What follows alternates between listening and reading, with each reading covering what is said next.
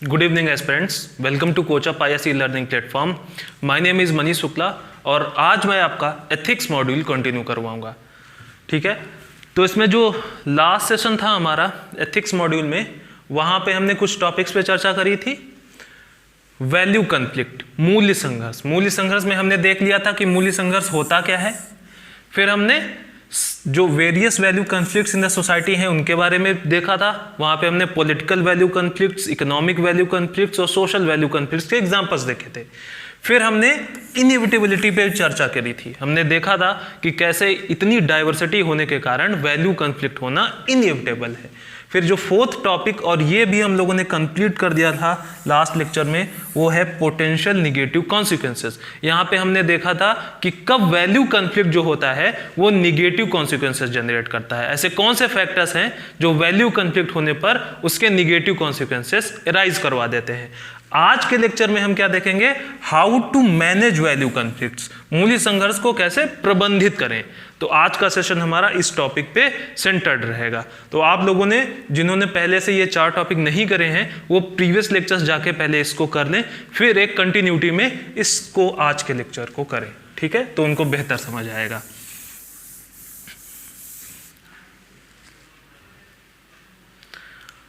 अब हमने ये एग्जांपल, जैसे सोशल वैल्यू कन्फ्लिक्ट है, आपका इकोनॉमिक वैल्यू कन्फ्लिक्ट है, इसकी इनयूटेबिलिटी क्यों है, डाइवर्सिटी के कारण।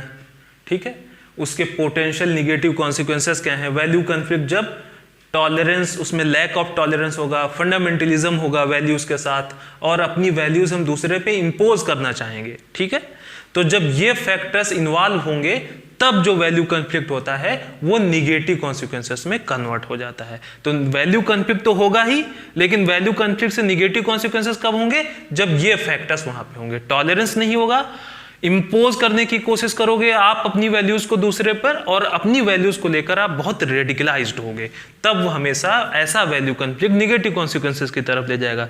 फिर हमने देखा था निगेटिव कॉन्सिक्वेंसेस क्या क्या हो सकते हैं। वहां पे हमने कई चीजों पे चर्चा करी थी कि वो कास्ट बेस्ड डिस्क्रिमिनेशन या वायलेंस हो सकता है, वो कम्युनल वायलेंस हो सकता है, वो मॉरल पुलिसिंग हो सकती है, वो ऑनर किलिंग हो सकता है, वो जेंडर बेस्ड डिस्क्रिमिनेशन या वायलेंस हो सकता है, या वो मॉब लिंचिंग हो सकती है। तो इन सारे टॉपिक्स पे हम लोग एक एक के चर्चा बहुत डिटेल में कंप्लीट कर चुके थे। आज के लेक्चर से स्टार्ट करते हैं। तो आज का लेक्चर हमारा किस टॉपिक से स्टार्ट होगा, मूल्य संघर्ष को कैसे प्रबंधित करें, how to manage value conflicts, मूल्य संघर्ष को कैसे प्रबंधित करें। ठीक है, तो बहुत सारे इसमें हम चीजें देखेंगे। जो पहला आपका फैक्टर है वो ये है कि अगर आपको मूल्य संघर्ष को प्रबंधित करना है, वैल्यू कन्फ्लिक्ट्स को मैनेज करना है, तो क्या करना पड़ेगा, आपको लोगों में टॉलरेंस इनकलकेट करना पड़ेगा, लोगों को सहिष्णु बनाना पड़ेगा। ठीक है, तो अगर आपको वैल्यू कन्फ्लिक्ट मैनेज करना है, तो वैल्यू कन्फ्लिक्ट मैनेज करने के लिए आपको लोगों में टॉलरेंस या सहिष्णुता इनकलकेट करनी पड़ेगी। अब ये सहिष्णुता होता क्या है, बहुत इस पे हाल फिलहाल में चर्चा हुई है कि सहिष्णुता क्या होता है। कई लोग तो इसको ढंग से बोल भी नहीं पाए। ठीक, तो देखेंगे सहिष्णुता या टॉलरेंस क्या होता है।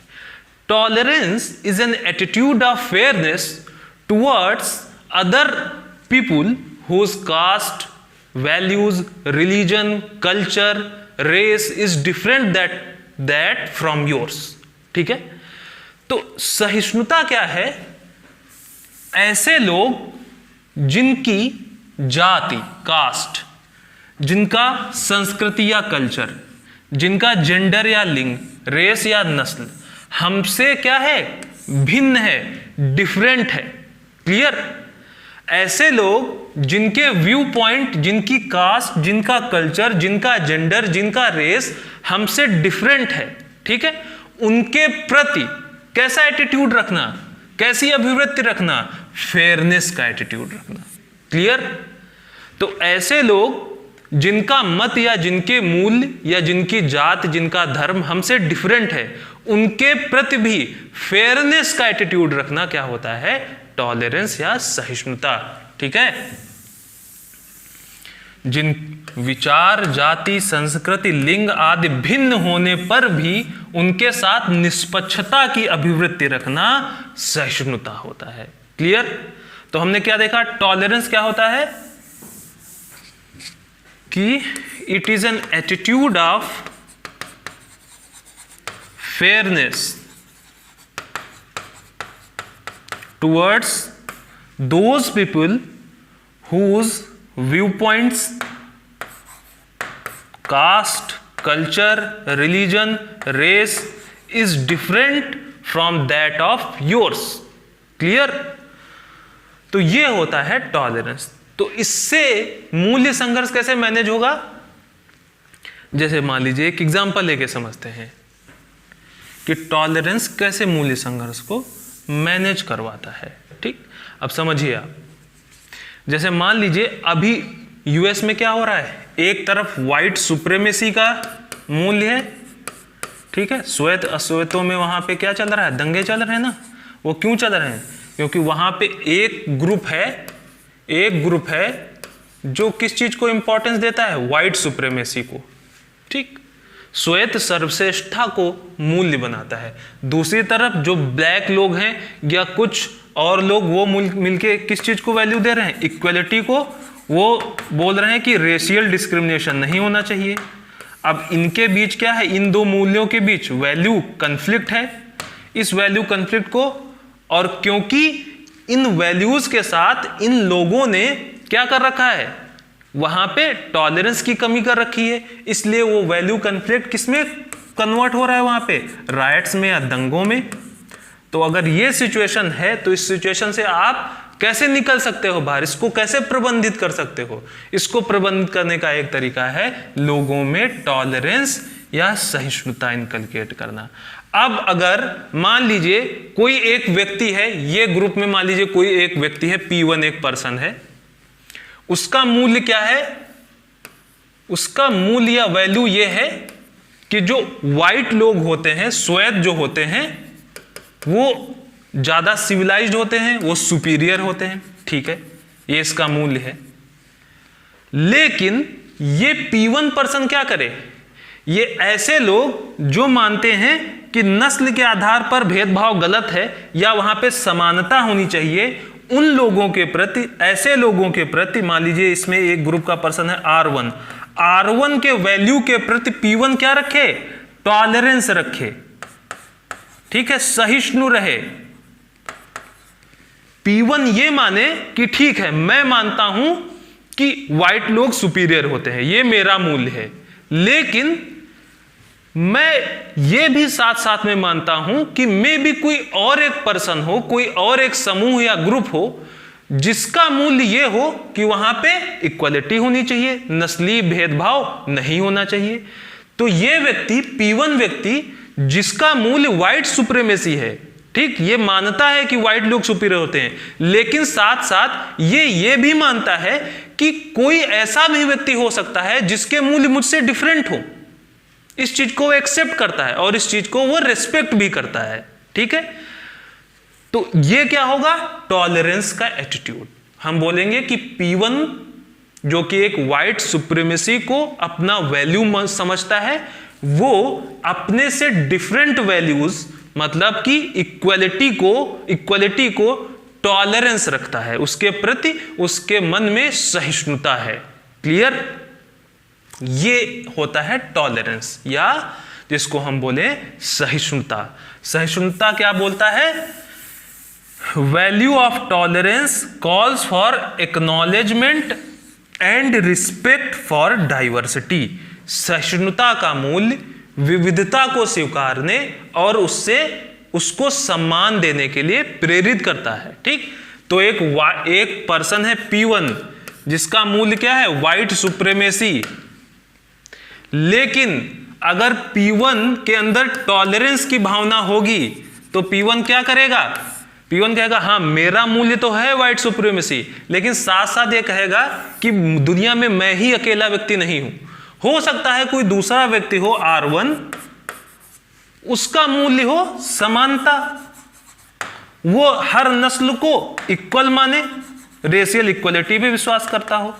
तो ये P1 हालांकि व्हाइट सुप्रीमिसिस्ट है, लेकिन साथ साथ ये R1 की वैल्यूज के प्रति क्या है, टॉलरेंस रखता है। कैसे टॉलरेंस रखता है, ये एक्नॉलेज कर सकता है कि मुझसे डिफरेंट वैल्यूज भी किसी व्यक्ति की हो सकती हैं, और उन वैल्यूज के प्रति ये उन डाइवर्सिटी के प्रति, उन डिफरेंट वैल्यूज के प्रति वो रिस्पेक्ट रखता है। ठीक है, तो ये होता है टॉलरेंस। आप समझे आप टॉलरेंस का मतलब, बहुत सुनते होंगे इस वर्ड को।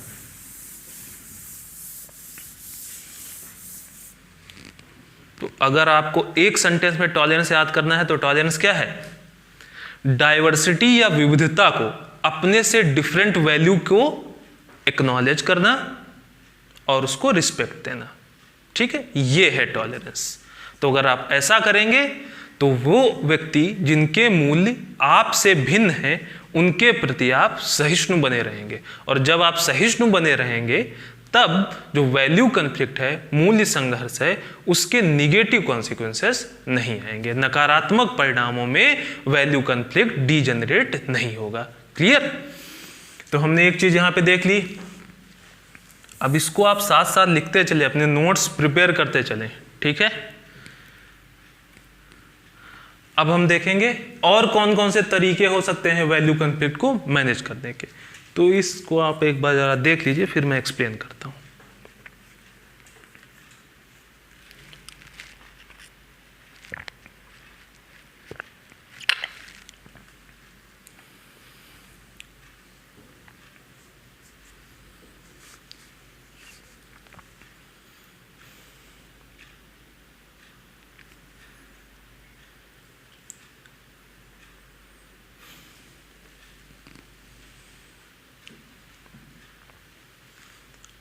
अगर आपको वैल्यू कॉन्फ्लिक्ट और उससे होने वाले निगेटिव कॉन्सिक्वेंसेस से बचना है, मतलब कि वैल्यू कॉन्फ्लिक्ट को मैनेज करना है, तो आपको क्या करना होगा, आपका जो समाज है उसको आपको प्लूरलिज्म, बहुलता और मल्टीकल्चरलिज्म, बहुसंस्कृतिवाद के मूल्यों पर आधारित रखना होगा।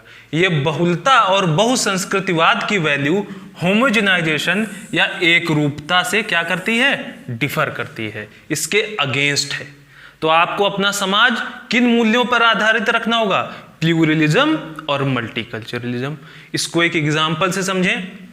मान लीजिए एक तरफ एक ग्रुप है, ठीक, G1, जिसकी वैल्यू क्या है, जिसकी वैल्यू है कि बीफ जो होता है वो गाय का जो मांस है उसका कंजम्पशन प्रोहिबिटेड होना चाहिए। ठीक है, इसका मूल्य है beef should be consumed by none. दूसरी तरफ दूसरा एक ग्रुप है जिसकी वैल्यू क्या है कि हम क्या खाएंगे इसकी हमें स्वतंत्रता है, हम जो चाहें उस चीज को कंज्यूम कर सकते हैं। तो ये दो वैल्यूज हैं जो कि एक दूसरे के साथ कॉन्फ्लिक्ट में हैं, और ऑफन हमने देखा है गौरक्षा के केस में क्या होता है, यही होता है ना, जो G1 ग्रुप वाले हैं वो G2 ग्रुप वाले पे क्या करते हैं, अटैक करते हैं ना। क्यों? क्योंकि इन G1 ग्रुप वालों को क्या लगता है, गौरक्षक को दल को क्या लगता है कि बीफ कंजम्पशन क्या है, प्रोहिबिटेड होना चाहिए, उनका मूल्य है। अब इस मूल्य के प्रति वो क्या है, बहुत रेडिकलाइज्ड हैं, दूसरे पर उसको इंपोज करना चाहते हैं, उनके अंदर टॉलरेंस की कमी है। तो क्या करेंगे, ये G2 ग्रुप पे अटैक करेंगे, इनके खिलाफ वायलेंस करेंगे, तो निगेटिव कॉन्सिक्वेंसेस हो जाएंगे। अगर इससे बचना है तो आपको क्या करना होगा, आपको समाज में प्लूरलिज्म और मल्टीकल्चरलिज्म को बढ़ावा देना होगा। इसका मतलब ये है कि आप लोगों को ये बताएं कि आप ही समाज जो होता है वो अलग अलग जातियों, अलग अलग संस्कृतियों, अलग अलग मान्यताओं को मानने वाले लोगों से मिलकर बना होता है। ठीक है, बहुलता वाला समाज जहां पे कुछ एक ऐसा ग्रुप भी हो सकता है जो कहता है कि बीफ का कंजम्पशन गलत है, और कुछ एक ग्रुप ऐसा भी हो सकता है जो कहेगा कि हाँ मुझे बीफ कंज्यूम करना है। क्लियर? तो जो बहुलता होती है, प्लूरलिज्म होता है, डाइवर्सिटी है, उसको एक्सेप्ट करना। क्लियर? तो आप अपना समाज ऐसा बनाएं, सोसाइटी में ऐसी वैल्यूज इनकलकेट करें जहां पे लोग प्लूरलिज्म को रिस्पेक्ट करें, उसको एक्सेप्ट करें। दूसरी तरफ आप अपने समाज में मल्टीकल्चरल वैल्यूज को इनकलकेट करें। इससे क्या होगा, जब लोगों के अंदर ये वैल्यूज होंगी तो वो जो उनकी मान्यताएं हैं, उनके मूल्य हैं, उनके प्रति कट्टर नहीं होंगे। क्लियर? वो अपने मूल्य दूसरे पर इंपोज करने की कोशिश नहीं करेंगे। ठीक है, एक दूसरे एग्जांपल से इसको समझें। जैसे अभी आप देख रहे होंगे पूरे यूके में और यूएस में क्या चल रहा है, ब्लैक लाइव्स मैटर मूवमेंट चल रहा है ना। एक अश्वेत व्यक्ति को पुलिस वाले ने यूएस में मार दिया, उसके बाद नस्ली जो भेदभाव होता है उसके खिलाफ यूके और यूएस में बहुत बड़ा आंदोलन चल रहा है, जिसमें ब्लैक लाइव्स मैटर नाम से मूवमेंट चल रहा है। और इसमें बोला जाता है कि जो व्हाइट सुप्रीमेसी है उसको खत्म करना है। अब जो डोनाल्ड ट्रंप है वो क्या बोल रहे हैं, डोनाल्ड ट्रंप बोल रहे हैं कि हम क्या करेंगे, हम अपनी जो कैबिनेट है या जो मिलिट्री है, उस मिलिट्री में पहली बार डोनाल्ड ट्रंप ने अनाउंस किया कि हमारा जो एयर फोर्स होती है उसका चीफ कौन होगा, एक अश्वेत होगा। ठीक है, एक ब्लैक को इन्होंने अपना एयर फोर्स का चीफ बनाया। तो इसका मतलब क्या है, ये एक सिग्नल है। ठीक, ये एक संदेश है। क्या संदेश है कि जो हमारा समाज है, हमारे जो स्टेट इंस्टीट्यूशंस हैं, वो किस वैल्यू पे आधारित हैं, वो प्लूरलिज्म की वैल्यू पे आधारित हैं। ठीक है, ऐसा नहीं है कि हमारा जो एयर फोर्स का चीफ होगा वो हमेशा व्हाइट ही होगा। अगर उसकी एबिलिटी है तो वो ब्लैक व्यक्ति भी एयरफोर्स चीफ बन सकता है। मतलब कि डोनाल्ड ट्रंप यहां पे क्या सिग्नल देना चाहते हैं इन प्रोटेस्टर्स को, कि प्लूरलिज्म हमारे लिए मूल्य है, हम बहुलतावाद को मान्यता देते हैं। ठीक है, आप किसी भी रेस से हो, आप किसी भी कास्ट से हो, आप किसी भी धर्म से हो, अगर आपके अंदर एबिलिटी है तो आप स्टेट इंस्टीट्यूशंस के भी हेड बन सकते हैं। ठीक है, वहीं दूसरी तरफ यूके में देखें तो यूके में जो बोरिस जॉनसन जो वहां के पीएम हैं, उनका स्टेटमेंट क्या आया है, बोरिस जॉनसन ने बोला कि हमारी जो कैबिनेट है उस कैबिनेट में अगर आप देखें तो बोरिस जॉनसन ने बोला वहां पे आपको प्रीति पटेल भी मिल जाएंगी। ठीक है, होम सेक्रेटरी हैं, ये होम मिनिस्टर हैं शायद। उसके अलावा बहुत सारे आपको इंडियन नेम्स मिल जाएंगे। मतलब कि इंडियंस क्या हैं, ब्राउन है ना, हम लोग अलग रेस के हैं ना, दूसरी नस्ल के हैं। तो बोरिस जॉनसन ने क्या संदेश दिया ये स्टेटमेंट से, कि देखिए हम अपनी कैबिनेट में अलग नस्ल वालों को भी, जो नॉन व्हाइटिश रेस के हैं, गैर जो श्वेत नस्ल वाले लोग हैं, जो ब्राउन लोग हैं, उनको भी क्या कर रहे हैं, उनको भी जगह दे रहे हैं। इसका मतलब हमारा जो स्टेट इंस्टीट्यूशन है, स्टेट जो स्ट्रक्चर्स हैं, वो किस वैल्यू पे बेस्ड हैं, प्लूरलिज्म पे बेस्ड हैं, बहुलता पे बेस्ड हैं। ठीक है, तो अब आपको बेहतर समझ आया होगा। तो क्या करना है, अगर हमको मूल्य संघर्ष से होने वाले निगेटिव कॉन्सिक्वेंसेस से बचना है तो हमको अपने समाज में प्लूरलिज्म और मल्टीकल्चरलिज्म को बढ़ावा देना होगा, जो किसके खिलाफ है, एक रूपता या होमोजेनाइजेशन के खिलाफ है। होमोजेनाइजेशन क्या कहता है कि मान लीजिए एक ग्रुप का मूल्य है कि बीफ कंजम्पशन नहीं होना चाहिए, तो ये जीवन क्या करे, जितने भी बाकी ग्रुप हैं सब पे इंपोज करे कि जो मेरा मूल्य है वही तुम सबका भी मूल्य होना चाहिए, मुझसे अलग मूल्य आप नहीं रख सकते। जब ये होगा तब हमेशा इस वैल्यू कॉन्फ्लिक्ट के नेगेटिव कॉन्सिक्वेंसेस होंगे। तो होमोजेनाइजेशन नहीं होना चाहिए, होना क्या चाहिए, प्लूरलिज्म और मल्टीकल्चरलिज्म। क्लियर? अब हम देखते हैं नेक्स्ट, आप कैसे मैनेज कर सकते हैं वैल्यू कॉन्फ्लिक्ट को।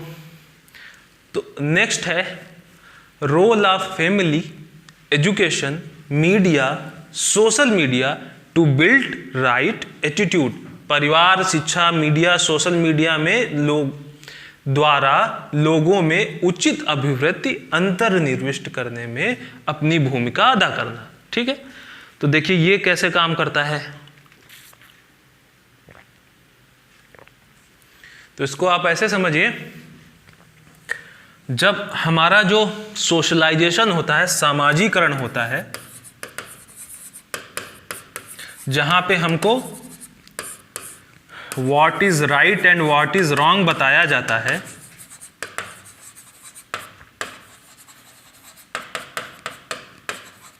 कौन हमको बताता है कि क्या सही है क्या गलत है। हम जब आप छोटे से बच्चे होते हैं ना, तो आपके परिवार में आपकी माँ बताती है ना कि झगड़ा करना गलत है। ठीक है, आपकी फैमिली होती है, वो आपका, जब आप बुक्स पढ़ते हैं तो बुक्स में बताया जाता है कि हिंसा करना गलत है, नॉन वायलेंट बनिए। ठीक है, मीडिया आपको बताती है, सोशल मीडिया आजकल बताती है। तो ये सब आपको सोशलाइज करते हैं, आपको बताते हैं क्या सही है क्या गलत है। अगर आज लोगों में अपनी वैल्यूज को लेकर, अपने मूल्यों को लेकर बहुत ज्यादा रेडिकलाइजेशन है, अपने मूल्यों को लेकर वो कट्टर हो रहे हैं। ठीक है, और कट्टर होके वो अपने मूल्य दूसरों पर इंपोज करने की कोशिश कर रहे हैं। तो इसका मतलब क्या है, कहीं ना कहीं यहां पे फॉल्ट है ना कोई जो what is right and what is wrong की जानकारी देनी है लोगों को, उसमें अपनी भूमिका का निर्वाह सही तरीके से नहीं कर रहा है। क्लियर?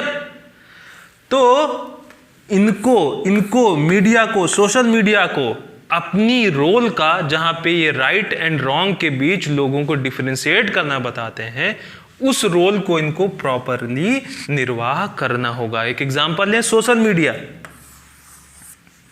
तो आप अलग अलग पोस्ट देखते रहते होंगे जिसमें बताया जाता होगा कि अगर आप हिंदू हैं तो आपका धर्म है कि इनको खत्म कर दीजिए, अगर आप ये हैं तो आपका धर्म है इनको खत्म कर दीजिए। ठीक है, बहुत चलते हैं फेसबुक पे, ठीक, ऐसे पोस्ट। तो आपको गलत जानकारी दे रहे हैं ना, आपका जो सामाजिकरण है वो गलत दिशा में कर रहे हैं।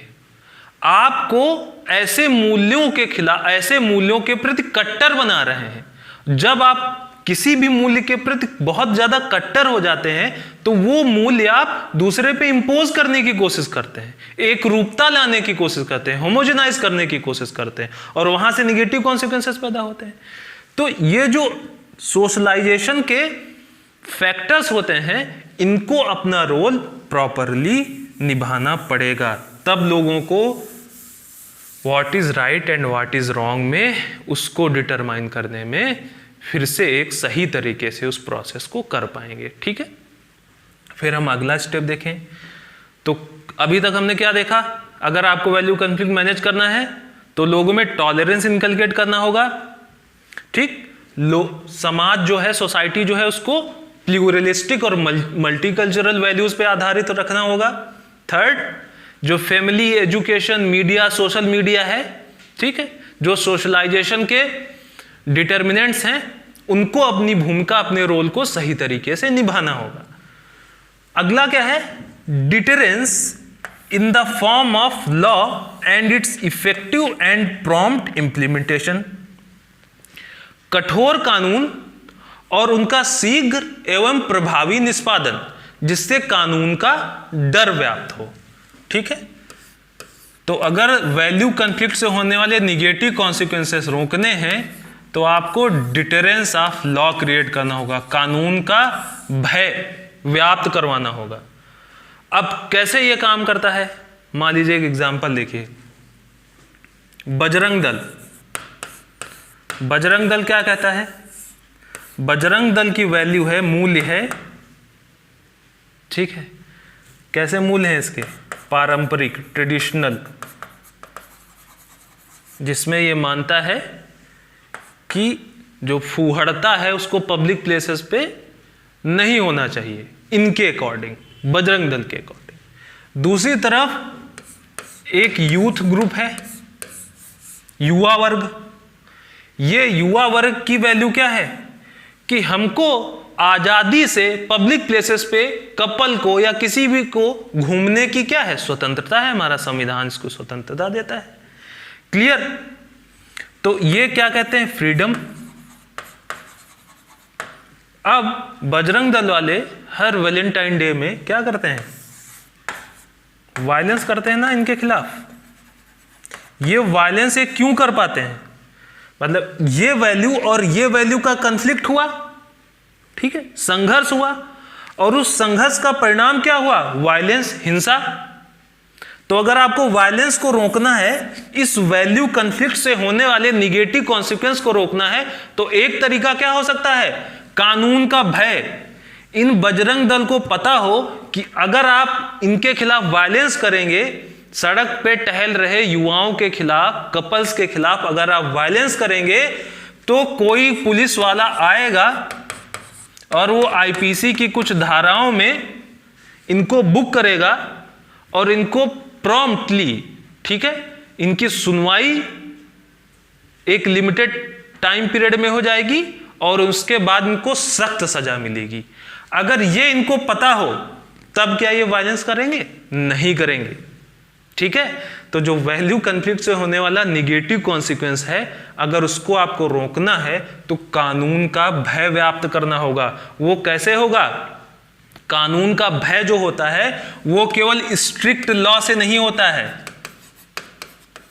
स्ट्रिक्ट लॉ से कानून का भय व्याप्त नहीं होता है। स्ट्रिक्ट लॉ के साथ साथ उसको इम्पार्शियल और स्विफ्ट इंप्लीमेंट करने से होता है, ठीक है।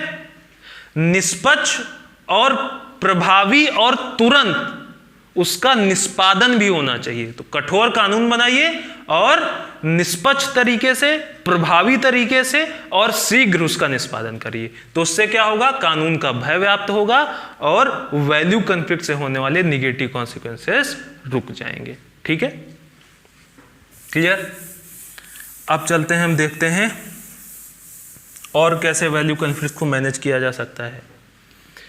तो देखिए, हमेशा ये ध्यान रखिए, मैंने पहले भी आप लोगों को बोला था कि जब किन्हीं दो वैल्यूज का कॉन्फ्लिक्ट है तो जो फाइनल से होगा, ठीक है, वो क्या है, जो कॉन्स्टिट्यूशन कहता है। तो जो संवैधानिक मूल्य हैं वही क्या होंगे, वही आखिरी में सही माने जाएंगे, ठीक है। तो मान लीजिए दो वैल्यूज का कॉन्फ्लिक्ट है। एग्जाम्पल के लिए मान लीजिए V1 ग्रुप है जो कहता है महिलाओं का मंदिरों में प्रवेश वर्जित है, वीमेंस जो एंट्री है रिलीजियस प्लेसेस पे वो बैन है, नहीं होगी सबरीमाला में मान लीजिए। दूसरी तरफ एक ग्रुप है जो कि कहता है कि वर्शिप करने का, पूजा करने का सबको इक्वल अधिकार है। इनके बीच कॉन्फ्लिक्ट है, तो इसका समाधान कैसे निकलेगा, सॉल्यूशन क्या है, सॉल्यूशन है कॉन्स्टिट्यूशनल वैल्यू, संवैधानिक मूल्य। संवैधानिक मूल्य क्या कहता है, आर्टिकल 14 के तहत इक्वलिटी, समानता। 15 क्या बोलता है कि आप जेंडर के बेस पे डिस्क्रिमिनेशन नहीं कर सकते। तो ये फाइनल से हो जाएगा, ठीक है। तो हमने क्या देखा अभी, वैल्यू कॉन्फ्लिक्ट को अगर आपको मैनेज करना है तो आपको टॉलरेंस इनकलकेट करना पड़ेगा। आपको अपनी सोसाइटी प्लूरलिस्टिक और मल्टीकल्चरल वैल्यूज पे आधारित रखनी होगी। आपको जो सोशलाइजेशन के जो फैक्टर्स हैं उन पे उनको अपनी भूमिका सही तरीके से निभानी होगी। फिर लॉ का डिटरेंस क्रिएट करना होगा और उसके साथ साथ कॉन्स्टिट्यूशनल वैल्यूज को फाइनल से देनी होगी, ठीक है। तो ये हमने देख लिया वैल्यू कॉन्फ्लिक्ट को कैसे मैनेज करेंगे। अब यहाँ पे ये आपका खत्म हो जाता है वैल्यू कॉन्फ्लिक्ट वाला पूरा पोर्शन। उन वैल्यू कॉन्फ्लिक्ट्स में हमने कुछ उसके निगेटिव कॉन्सिक्वेंसेस पढ़े थे। जब हमने पढ़ा था the negative consequences of value conflict, तो वहां पे हमने कुछ चीजें पढ़ी थी, मॉरल पुलिसिंग, मॉब लिंचिंग, ठीक है, तो इस मॉरल पुलिसिंग और मॉब लिंचिंग को हम अब डिटेल में पढ़ेंगे।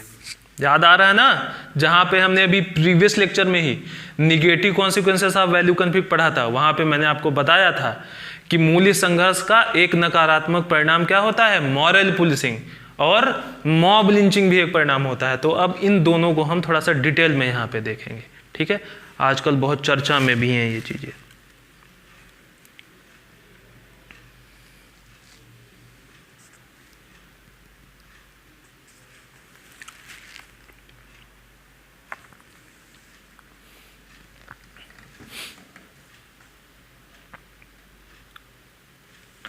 तो इस स्लाइड को आप लोग एक बार देख लीजिए, फिर मैं एक्सप्लेन करूं उसको।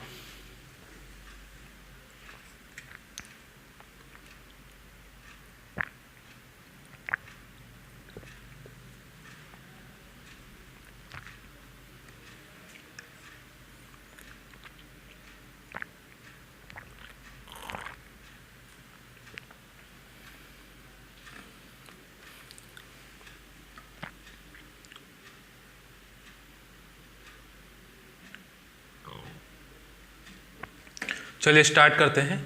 क्वेश्चन है, what do you understand by moral policing? Moral policing से आप क्या समझते हैं? डिस्कस विद एग्जांपल्स, उदाहरण सहित समझाइए। ठीक है, फिर उसके बाद ये पूछता है, identify different ethical issues involved इन मॉरल पुलिसिंग। मॉरल पुलिसिंग में निहित नैतिक मुद्दों की पहचान कीजिए। और फिर बोलता है, how one should handle moral policing. Moral policing को कैसे प्रबंधित किया जाए, कैसे डील किया जाए मॉरल पुलिसिंग से। तो आपसे यहां पे इसने कितने क्वेश्चन पूछते हैं? 4। पहला, मॉरल पुलिसिंग होता क्या है, फिर पूछा इसको एग्जांपल्स दीजिए, फिर बोला कि कौन कौन से एथिकल इश्यूज इन्वॉल्व है मॉरल पुलिसिंग में, और सबसे लास्ट में पूछा कि मॉरल पुलिसिंग को कैसे हैंडल करेंगे आप। तो एक एक करके देखते हैं। सबसे पहले देखिए मॉरल पुलिसिंग क्या है। ठीक, तो मॉरल पुलिसिंग ये है कि एक ऐसी सिचुएशन है जहां पे एक विजिलेंटी ग्रुप, एक सतर्कता समूह क्या करता है, अपनी वैल्यूज दूसरे पे इंपोज करने की कोशिश करता है। ठीक है, एक सतर्कता ग्रुप अपने मूल्य दूसरे समूह पर थोपने की कोशिश करता है। और जब, अब देखिए यहां पे इंपॉर्टेंट क्या है, इंपोज, थोपना। जहां पे इंपोज है इसका मतलब क्या आता है, फोर्स, कोर्शन।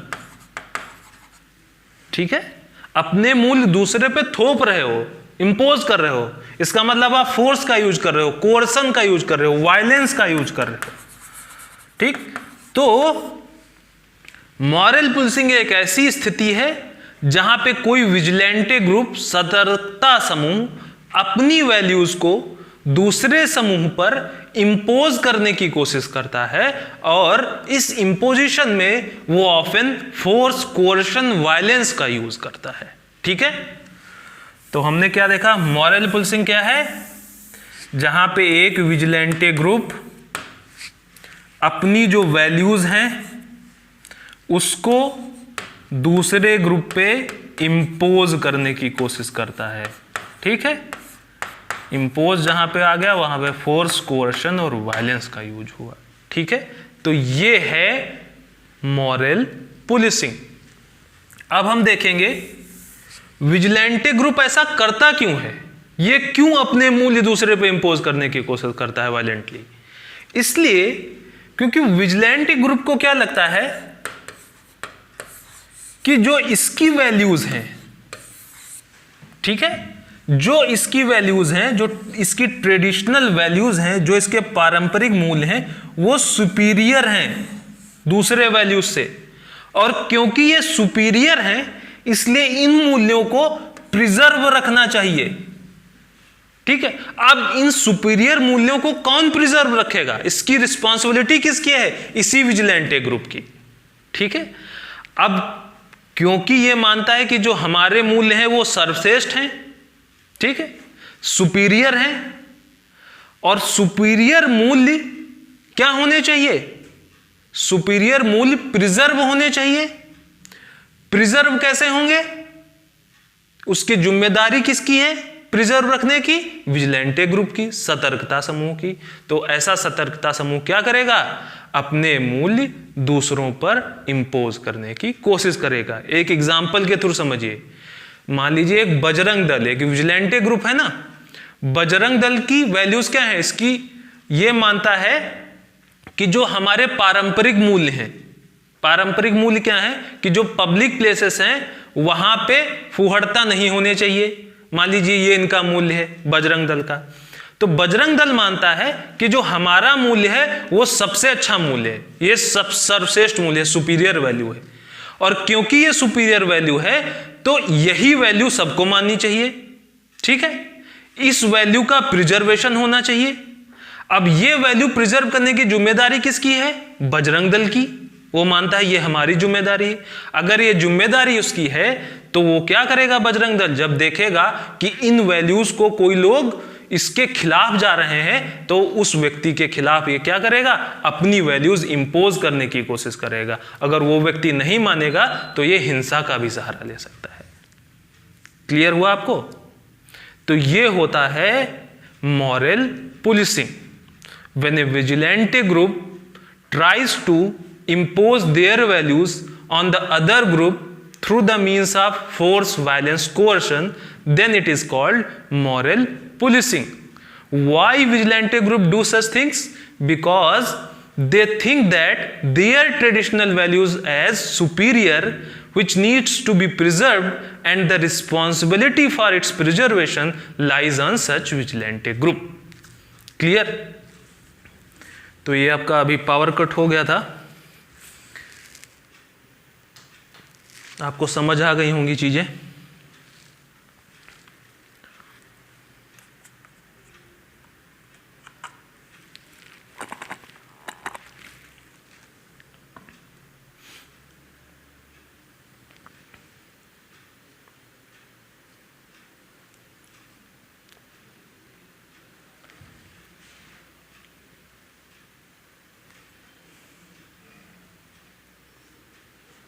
ठीक है, यही मैंने अभी आपको समझाया है। फिर से देख लीजिए। एक विजिलेंटे ग्रुप है, एक विजिलेंटे ग्रुप है,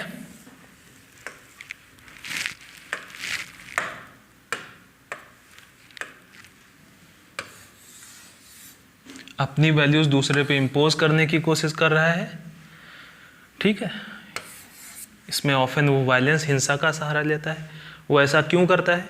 क्योंकि उसको लगता है जो उसकी ट्रेडिशनल वैल्यूज़ हैं, जो उसके पारंपरिक मूल्य हैं, वो सुपीरियर हैं, सर्वश्रेष्ठ हैं, और इन सर्वश्रेष्ठ मूल्यों का प्रिजर्वेशन होना चाहिए। ठीक है, प्रिजर्व करने की जिम्मेदारी किस पे है? इन्हीं पे। ये अपने को कस्टोडियन समझते हैं, रखवाला समझते हैं इन मूल्यों को।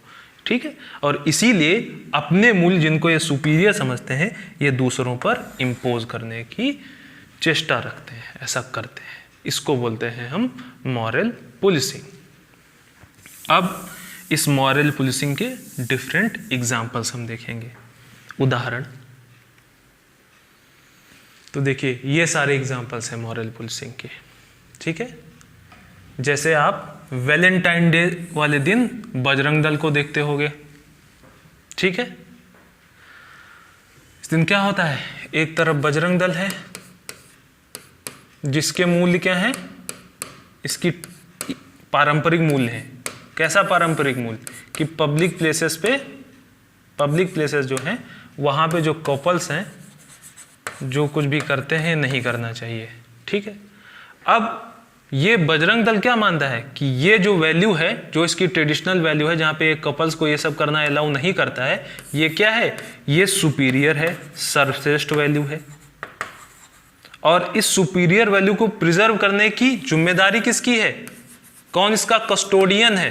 कस्टोडियन है बजरंग दल। ठीक है, अब अगर जिम्मेदारी इसकी है तो ये वैल्यूज, अपनी वैल्यूज कपल्स पे क्या करेगा? इंपोज करने की कोशिश करेगा। ठीक, इसको बोलेंगे हम मॉरल पुलिसिंग। दूसरे एग्जाम्पल के थ्रू समझें। खाप पंचायत, इनकी एंट्री क्यों होती है? इंटरकास्ट मैरिज, अंतर जातीय विवाह में। तो हरियाणा वगैरह में, हरियाणा, राजस्थान, इन सब में आपने खाप पंचायत का कॉन्सेप्ट सुना होगा। इसमें क्या है, बोलते हैं कि आप अपनी कास्ट के बाहर इंटर कास्ट मैरिज नहीं कर सकते। तो खाप पंचायत की वैल्यू क्या है, inter caste marriage is prohibited.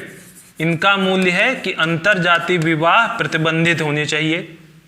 अब इनके घर का जब कोई जो बच्चा या बच्ची है अपनी जाति से बाहर जाके शादी कर लेता है, तो ये खाप पंचायतों को क्या लग रहा है, इनको लग रहा है कि मेरा मूल्य तो है कि अंतर जाति विवाह नहीं होना चाहिए, और यही मूल्य क्या है, सुपीरियर है। ये अपने मूल्य को सर्वश्रेष्ठ मानते हैं और इस सुपीरियर वैल्यू को प्रिजर्व करने की जिम्मेदारी किसकी है, ये समझते हैं हमारी जिम्मेदारी है खाप पंचायत की। तो अगर हमारी जिम्मेदारी है इसको प्रिजर्व करने की, तो हम प्रिजर्व करेंगे। हम अपने घर के बच्चे को क्या करेंगे, जानते हैं आप लोग क्या करते हैं, ऑनर किलिंग कर देते हैं उनकी, ठीक है। तो ऐसे एग्जाम्पल के रूप में हम देखते हैं, खाप पंचायत का एग्जाम्पल देखते हैं, मॉरल पुलिसिंग।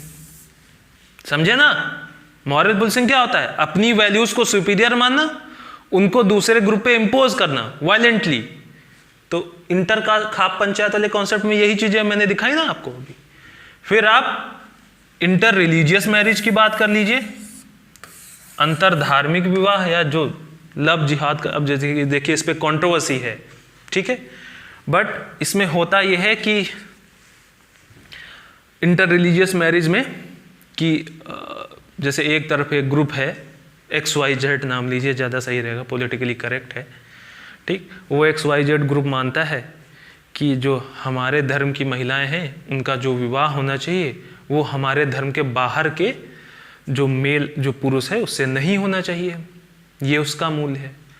जब अब ये मानता है, ऐसा ग्रुप ये XYZ ग्रुप जो है ये मानता है कि हमारा जो मूल्य है वही सर्वश्रेष्ठ है। जब ये देखता है कि कोई और इसको तोड़ रहा है तो अपना मूल्य उस पर इम्पोज करने की कोशिश करता है, और ऐसे कॉन्सेप्ट निकल के आ जाते हैं, ठीक है। अब इसकी मैं क्या कितना एथिकल है, कितना लीगल है, क्या सच में है, कुछ भी कॉन्सेप्ट ऐसा नहीं, वो उस पर नहीं जाते, कंट्रोवर्शियल मैटर है, ठीक है। बट ये मॉरल पुलिसिंग का ही एक तरीका है। फिर गौरक्षक दल बोले, अब गौरक्षक दल क्या बोलते हैं, क्या करता है, ठीक। इसमें भी कुछ ऐसे हो जो नॉन वायलेंट हो, जो टॉलरेंस रखते हो, बट एक हमारे प्राइम मिनिस्टर ने भी बोला कि ज़्यादातर गौरक्षक दल वायलेंट मीन्स का यूज करते हैं, तो इसको हम ले सकते हैं एज एग्जाम्पल। तो ये जो गौरक्षक दल है, इस गौरक्षक दल की वैल्यू क्या है कि काऊ स्लॉटर नहीं होना चाहिए, गाय का वध नहीं होना चाहिए, ठीक है। अब ये गौरक्षक दल क्या मानता है कि ये जो वैल्यू है यही सर्वश्रेष्ठ वैल्यू है, ये सुपीरियर है। इस सुपीरियर वैल्यू को प्रिजर्व करने की जिम्मेदारी किसकी है, इस गौरक्षक दल की। ये अपने को कस्टोडियन मानता है इसका।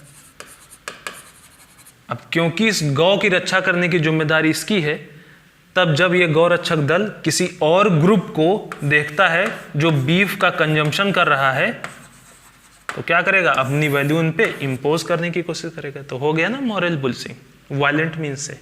तो ये एक मॉरल पुलिसिंग का एग्जाम्पल है।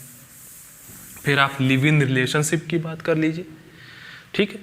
तो लिव इन रिलेशनशिप को भी क्या करते हैं, आपने देखा होगा कि समाज में जो एक ट्रेडिशनल वैल्यू है, जो आप हमारी सोसाइटी के लोग होते हैं, ठीक है, जो एजड लोग हैं थोड़ा, उनके अकॉर्डिंग वो बोलते हैं कि लिव इन रिलेशनशिप क्या है, नहीं होना चाहिए, प्रोहिबिटेड होना चाहिए, गलत चीज़ है। तो अब अगर कोई लिव इन रिलेशनशिप में रहने वाला कपल इनके पास, इनकी सोसाइटी में रेंट पे रूम लेने आ जाता है तो देते हैं क्या, नहीं देते हैं ना। और अगर आ भी गया वो, कुछ उसने डिसेप्शन करके रूम ले भी लिया, तो जैसे ही पता चलेगा कि ये लिव इन रिलेशनशिप में यहाँ पे कोई रह रहा है, तो उसको क्या करेंगे, थ्रू अपने मूल्य उस पर इम्पोज करने की कोशिश करेंगे, थ्रू फोर्स कोएर्सन उसको बोलेंगे कि भैया आप निकल जाओ, हमारी सोसाइटी में नहीं रह सकते। क्लियर ना। तो ऐसे एग्जाम्पल्स हम देखते हैं मॉरल पुलिसिंग के अंदर, ठीक है। तो आज के लेक्चर में हमने क्या क्या देखा, सबसे पहले हमने देखा वैल्यू कन्फ्लिक्ट को कैसे मैनेज करना है, वहाँ पे हमने देखा आप टॉलरेंस करो, प्लूरलिज्म मल्टीकल्चरलिज्म को बढ़ावा दो, जो सोशलाइजेशन है उसको प्रॉपरली करो, रूल ऑफ लॉ, लॉ का डिटरेंस क्रिएट करो, ठीक है, ये सारी चीज़ें देखी। फिर हमने मॉरल पुलिसिंग देखा, मॉरल पुलिसिंग होता क्या है और मॉरल पुलिसिंग के डिफरेंट एग्जाम्पल्स देखे। इसके आगे हम नेक्स्ट लेक्चर में कंटिन्यू करेंगे, जहाँ पे मैं आपको इस क्वेश्चन को पूरा कराऊंगा, उसके साथ साथ मॉब लिंचिंग पे भी मैं आपको डिटेल में चीज़ें एक्सप्लेन कर दूंगा, ठीक है। तो मिलते हैं नेक्स्ट लेक्चर में, थैंक यू।